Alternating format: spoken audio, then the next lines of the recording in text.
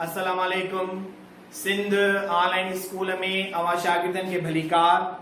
आऊं आहियां अवां जे इल्मी कीमिया जो उस्ताद नजफ हैदर मेमन। प्यारा ॿारो, अॼु अवां जे साम्हूं जेको मूं वटि टॉपिक आहे उहो आहे असां वटि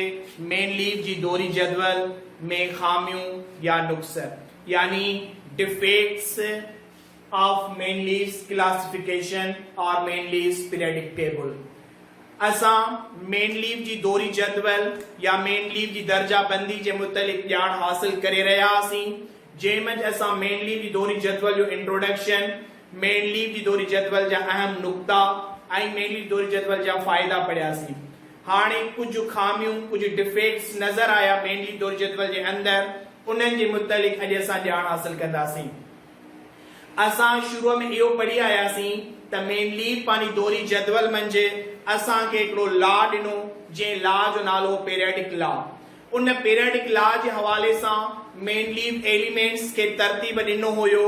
उन्हनि जे वधंदड़ एटमी मायनि जे लिहाज़ खां, यानी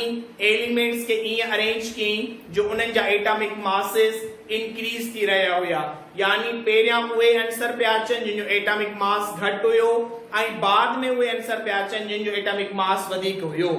मेनलीव पंहिंजे इन लॉ खे ई जेको आहे सो चेंज कयो ऐं पंहिंजी पीरियडिक टेबल जे अंदरि कुछ टे एलिमेंट्स या पेयर असांखे अहिड़ा नज़र आया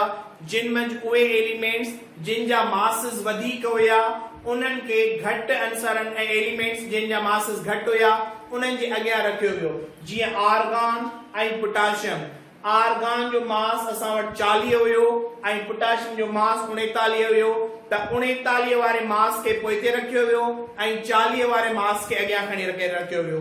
उन खां बाद में असां वटि कोबाल्ट ऐं निकिल जो एटॉमिक मास असां वटि 58.6 हुयो, जॾहिं त कोबाल्ट जो 59 हुयो, यानी 58 वारो मास पोइते रखियो वियो एलिमेंट खे ऐं 59 वारे मास खे यानी कोबाल्ट खे अॻियां रखियो वियो। उन खां अलावा टेलोरियम ऐं आयोडीन जो मास घटि हुयो, टेलोरियम जो मास वधीक हुयो, त वधीक मासिस वारनि अंसरनि खे यानी वॾनि एटमी मायनि वारनि अंसरनि खे नंढनि एटमी मायनि वारनि अंसरनि जे अॻियां रखियो वियो, जेको पीरियडिक लॉ जे मुताबिक नाहे, यानी जेको दोहरी कानून खुदि असांखे मेनलीव ॾिनो हो उन लॉ जे तहत हिननि 6 एलिमेंट्स जी जेका तरतीब आहे उहा तरतीब असां वटि दुरुस्त नाहे।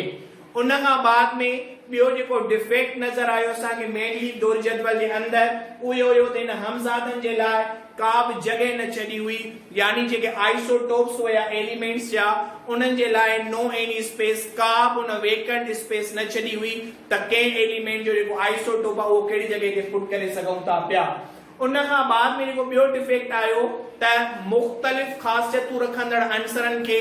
गॾु करे हिकिड़े ई ग्रुप में रखियो वियो, यानी मुख़्तलिफ़ अंसरनि खे हिकु ई ग्रुप में रखियो वियो। जहिड़े नमूने सां असां वटि अल्कली धातु या यानी अल्कली मेटल्स जंहिंमें lithium, sodium, potassium, rubidium, caesium, यानी इन्हनि अंसरनि सां गॾोगॾु हिन जेके क्वाइन मेटल्स आहिनि असां वटि यानी सिक्का ठाहींदड़ अंसर आहिनि, जीअं सिल्वर आहे, जीअं गोल्ड आहे, जीअं कापर आहे, उन्हनि एलिमेंट्स खे बि गॾु कयो वियो। हालांकि जेके क्वाइन मेकिंग एलिमेंट्स आहिनि यानी सिल्वर, गोल्ड ऐं कापर, उन्हनि जूं प्रॉपर्टीज़ अलॻि आहिनि ऐं जेके असां वटि अल्कली मेटल्स आहिनि लिथियम, सोडियम, पोटाशियम, रुबीडियम, उन्हनि जूं प्रॉपर्टीज़ असां वटि अलॻि आहिनि, पर मेनलीव इन्हनि मुख़्तलिफ़ प्रॉपर्टीज़ रखंदड़ एलिमेंट्स खे गॾु करे हिकु ई ग्रुप जे अंदरि रखियो वियो, यानी different elements are put together in the same group. ऐं उन खां बाद में जेको असांखे ॿियो डिफेक्ट नज़र आयो मेनलीव जी दोहरी जदवल जे अंदरि उहो हुयो त एटॉमिक स्ट्रक्चर जो जेको कॉन्सेप्ट हुयो असां वटि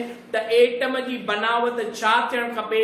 एटम जी स्ट्रक्चर कीअं हुजणु खपे, इहो जेको आहे इहो मेनलीव जी दोहरी जदवल जे अंदरि असांखे नज़र न आयो, यानी इहे कुझु डिफेक्ट्स हुया जेके असांखे मेनलीव जी दोहरी जदवल जे अंदरि साम्हूं नज़र आया असांखे, जिन जे मुतालिक अवांखे ॼाण ॾिनी। उम्मीद पियो कयां त तव्हांखे अॼोको लेक्चर सम्झ में अची वियो हूंदो। Thank U very much.